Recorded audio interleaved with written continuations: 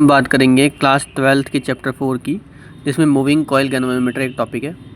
अब moving coil galvanometer क्या होता है? देखो यहाँ पर मूविंग कॉइल गैल्वेनोमीटर काम क्या आता है, ये सर्किट में रीडिंग को, सर्किट में जो होता है करंट की रीडिंग को मेज़र करने के काम में आता है मूविंग कॉइल गैल्वेनोमीटर। अब इसमें क्या होता है कि हमारे पास दो कॉनकेव शेप की हॉर्सशू मैग्नेट होती है। अब क्या होता है, इससे एक रेडियल मैग्नेटिक फील्ड निकलता है। अब इसके सेंटर में हमने क्या रखा हुआ आता है कि एक सॉफ्ट आयरन की कोर रखी हुई होती है। उसके ऊपर हमने कॉपर के वायर वाउंड करे हुए होते हैं और यहाँ से स्प्रिंग कनेक्ट होती है।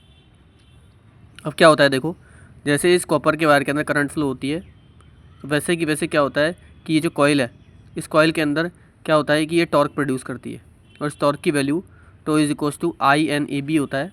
यहाँ पे आई होता है करंट, एन होता है नंबर ऑफ टर्न, ए होता है इसका क्रॉस सेक्शन एरिया और बी होता है मैग्नेटिक फील्ड। अब क्या होता है कि जैसे ही ये कॉइल टॉर्क प्रोड्यूस करती है, तो इसकी वजह से क्या होता है कि ये जो होती है, ये जो स्प्रिंग होती है, ये रीस्टोरिंग टॉर्क प्रोड्यूस करती है। तो रीस्टोरिंग टॉर्क जो होता है टॉ बराबर के फाई होता है, जहाँ के होता है टॉर्सल कांस्टेंट। अब जैसे ही क्या होता है, एक टाइम ऐसा आता है कि ये दोनों जब टॉर्क आपस में बराबर हो जाते हैं, तो इस केस में क्या होता है कि जो के फाई होता है आई एन ए बी बराबर होता है, मतलब फाई किसके बराबर हो गया, आई के। तो इस वजह से फिर अब क्या करते हैं, हम करंट मेज़र करना स्टार्ट कर देते हैं, क्योंकि जब दोनों टॉर्क बराबर हो जाता है तो ये कॉइल घूमना बंद कर देती है और हम करंट की वैल्यू को फाइंड कर सकते हैं। अब आपको अगर कंटेंट पसंद आ रहा है तो चैनल को लाइक शेयर एंड सब्सक्राइब करें। Thank you.